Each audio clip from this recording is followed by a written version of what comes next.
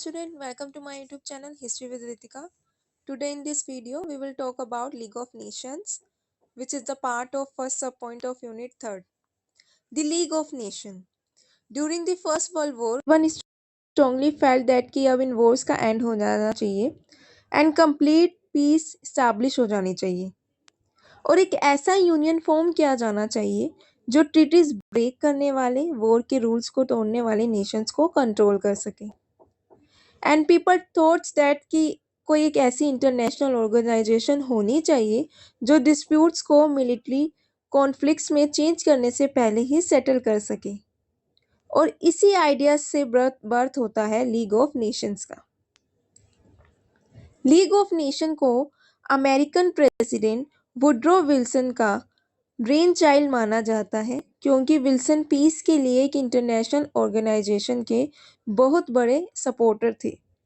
Wilson ने 18 फरवरी 1918 को अपने 14 पॉइंट्स प्रेजेंट करे, जिसमें लास्ट पॉइंट में लीग ऑफ नेशन को एस्टैब्लिश करने की बात कही गई।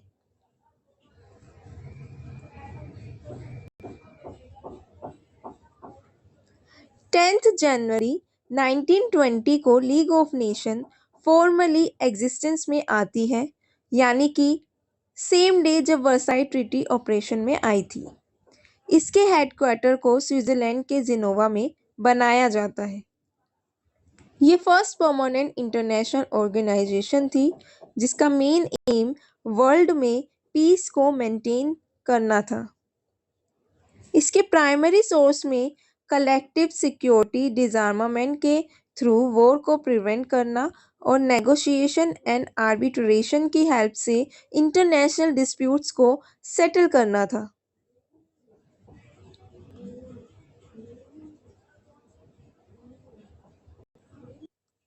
Now let's talk about structures of the league.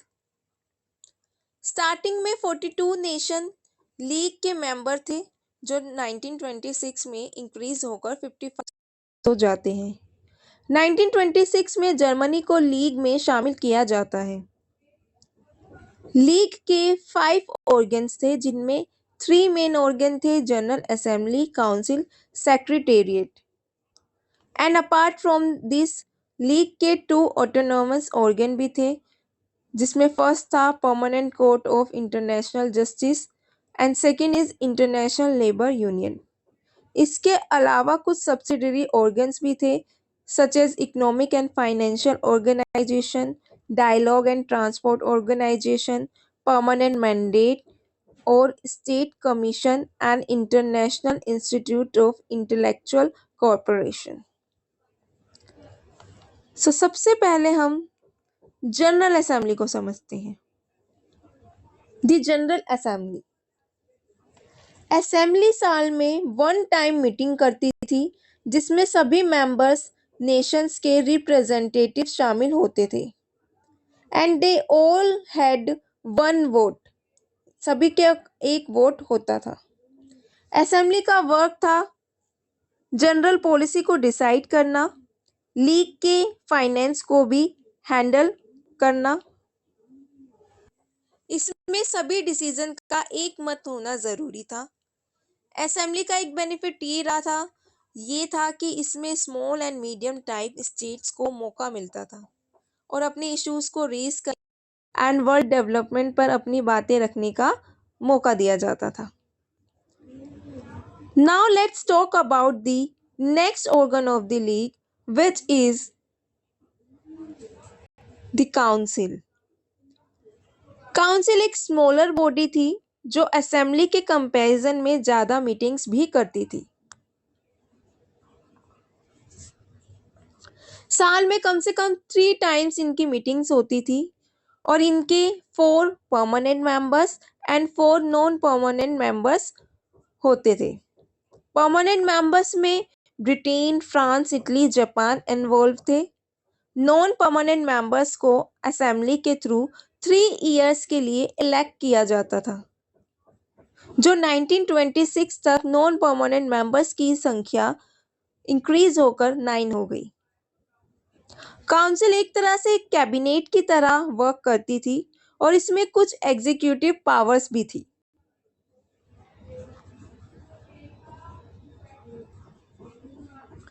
Council की रिस्पॉन्सिबिलिटी में डिसआर्मामेंट के थ्रू वॉर को प्रिवेंट करना, डिस्प्यूट्स को रिजोल्व करना एंड लीग के मैंडेट को सुपरवाइज करना था। इसके भी डिसीजन यूनामिनियस होने चाहिए थे। काउंसिल के बाद लीग के सेक्रेटेरिएट की बात करते हैं। दी सेक्रेटेरिएट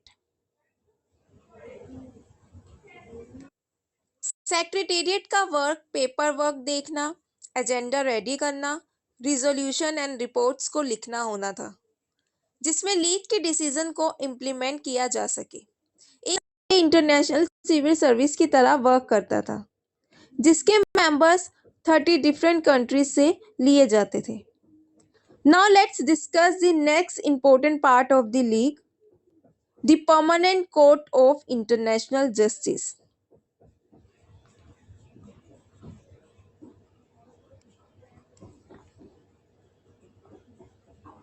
ये हॉलैंड में हीग नाम की जगह पर सेटअप किया गया था। इसमें अलग अलग नेशनलिटीज के 15 जज हुआ करते थे और इसका मेन पर्पस स्टेट्स के बीच लीगल डिस्प्यूट्स को सॉल्व करना था। इसने 1922 में फंक्शन करना स्टार्ट कर दिया और 1939 तक 66 केसेस को सक्सेसफुली डील भी किया।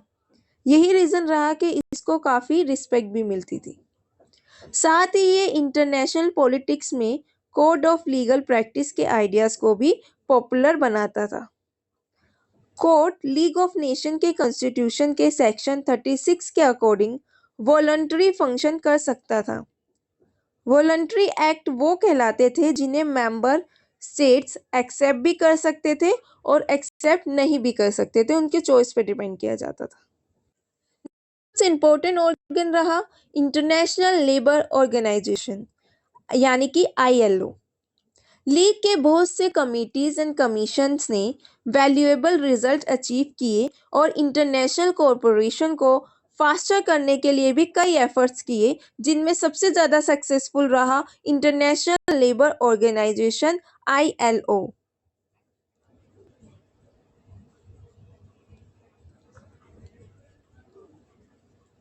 इसके डायरेक्टर अल्बर्ट थॉमस थे, जो कि एक फ्रेंच सोशलिस्ट थे।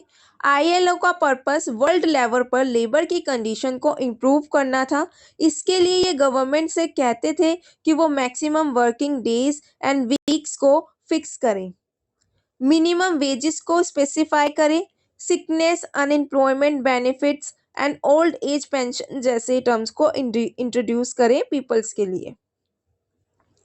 ILO बड़ी मात्रा में इंफॉर्मेशन को कलेक्ट करती थी और पब्लिश करती थी लेबर से रिलेटेड।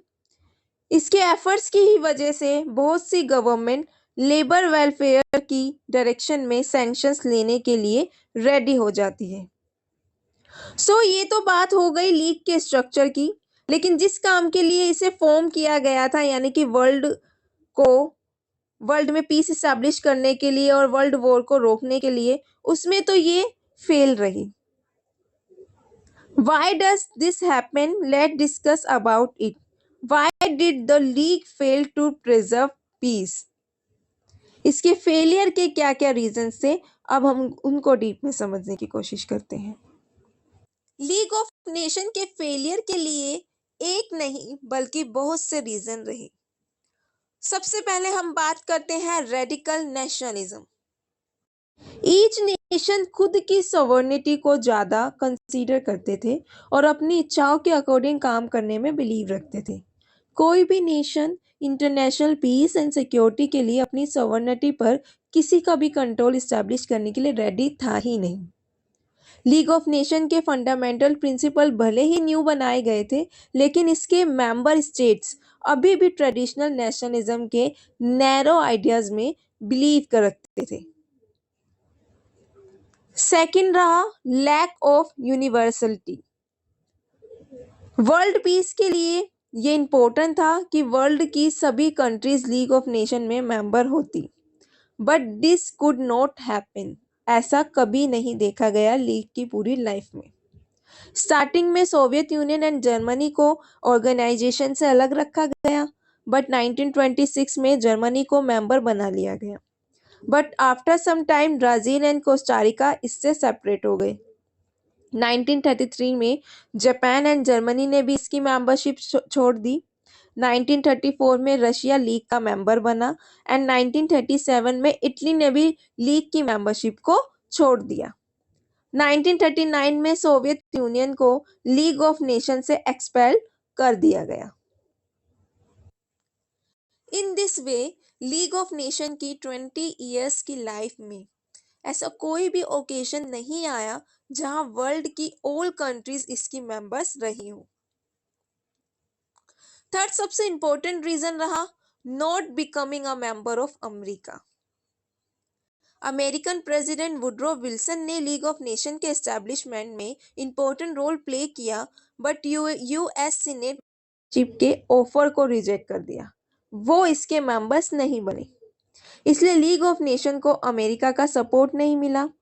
अमेरिका का लीग का मेंबर ना बनने की वजह से लीग की लाइफ पर भी काफी इफेक्ट पड़ा।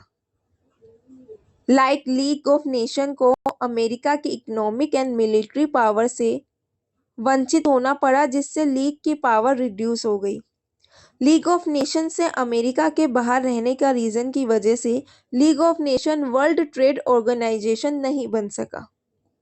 अमेरिका की एब्सेंस की वजह से फ्रांस को दी गई एंग्लो अमेरिकन गारंटी भी वेस्ट गई और अब फ्रांस अपनी सिक्योरिटी के लिए फैक्शनलिज्म को रिस्टोर करना स्टार्ट कर देता है, यानी कि अदर कंट्रीज के साथ सीक्रेट ट्रीटीज करना स्टार्ट कर देता है, जिससे league of nation and world peace पर बैड इफेक्ट पड़ते हैं। फोर्थ रीजन रहा loose system of stopping war by the league of nation, यानी कि राज संघ द्वारा युद्ध को रोकने की काफी ढीली व्यवस्था थी। Fifth and most important reason रहा बेस्ड ऑन हेटेड। लीग का ट्रीटी ऑफ वर्साई के साथ क्लोजली लिंक होना। लीग का फॉर्मेशन भी वर्साई कॉन्फ्रेंस में ही हुआ था, जिसकी वजह से लोगों को ऐसा लगता था कि इसे विनर जो साइड थी, विनर जो पावर्स थी, उनके बेनिफिट के लिए बनाया गया है।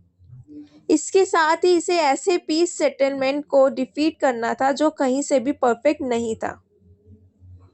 As usual Paris peace conference के कुछ प्रोविजंस लीग को प्रॉब्लम में डालने वाले थे। इटालियंस को उनकी उम्मीद के अकॉर्डिंग टेरिटरीज नहीं दी गई थी। चेकोस्लोवाकिया एंड पोलैंड में जर्मन पॉपुलेशन को शामिल कर लिया गया था। ऐसे सभी प्रोविजंस आगे चलकर लीग के वर्क को और डिफिकल्ट कर सकते थे। सेकेंड, इस तरह लीग वर्ल्ड वॉर को प्रिवेंट करने में तो असफल रहती है, लेकिन इसका ये मतलब नहीं कि लीग को पूरी तरह से फेलियर करार दिया जाए। लीग ने कुछ इंपॉर्टेंट सक्सेस भी हासिल की, ILO काफी सक्सेसफुल रहा लीग का, लेकिन लीग वॉर को प्रिवेंट करने में अनसक्सेसफुल रही और 1939 को वर्ल्ड वॉर सेकेंड स्टार्ट हो जाती है। 12 अप्रैल 1946 को लीग के मेंबर्स जेनेवा में मिलते हैं और लीग को फॉर्मली एबॉलिश कर देते हैं।